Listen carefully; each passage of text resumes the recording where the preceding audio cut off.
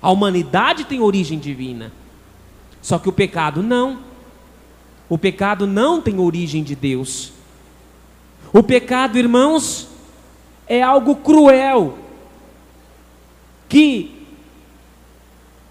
desde o princípio, logo no primeiro casal, que Deus criou um verdadeiro paraíso.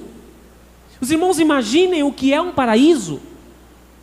Alguém consegue imaginar o que era esta terra quando Deus o Pai criou?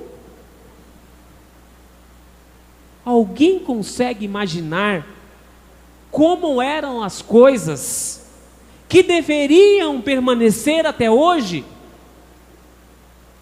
Irmãos, certamente, por mais que nós façamos um esforço para imaginar como era,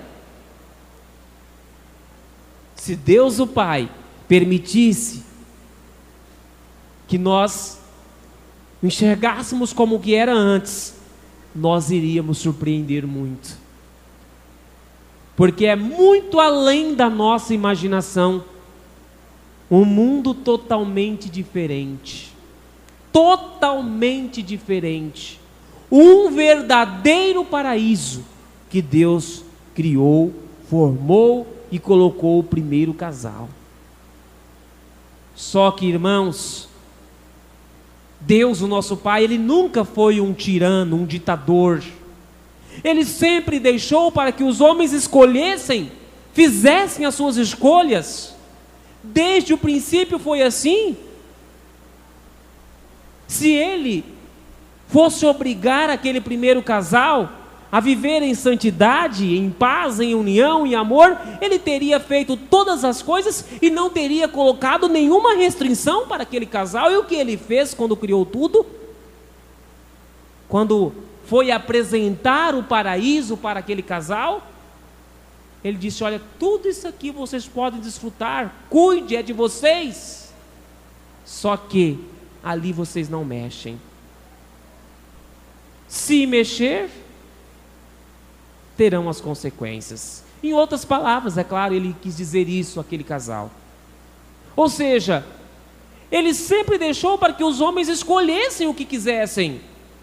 Só que sempre, desde o princípio, Ele mostrou que a obediência leva a consequências boas, e que a desobediência traz frutos que muitas vezes não, irmãos, corrigindo, todas as vezes nós não vamos querer colher, mas que traz com a desobediência, vem junto, não pode separar a desobediência dos frutos maus. Ninguém pode separar, ninguém.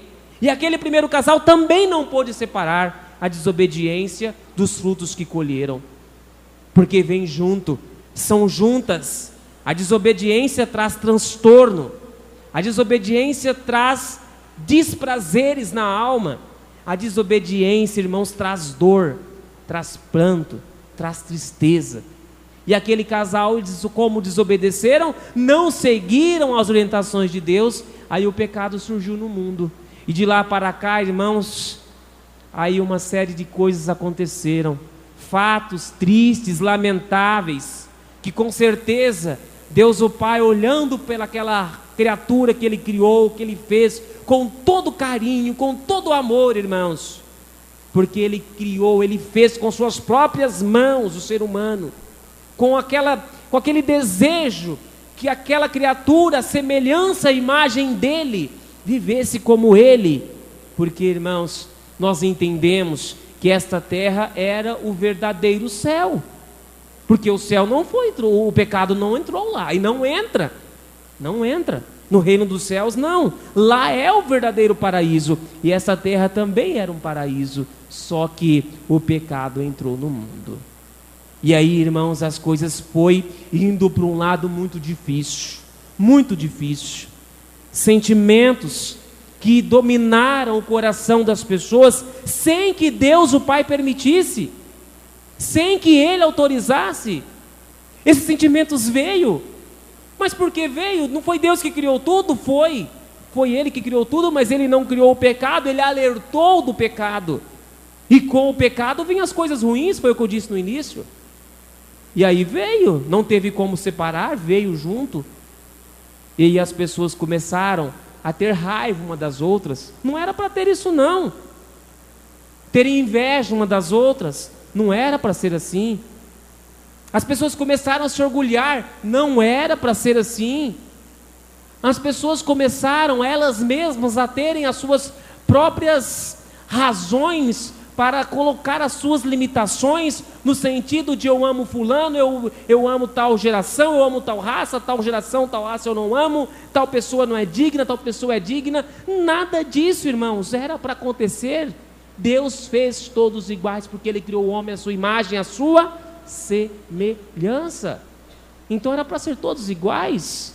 Não criou o preconceito, não criou nada, que nós sabemos quando lemos as Escrituras Sagradas, que acompanha desde aqueles tempos, o preconceito, o racismo, tudo isso acompanha as pessoas, tudo fruto do pecado.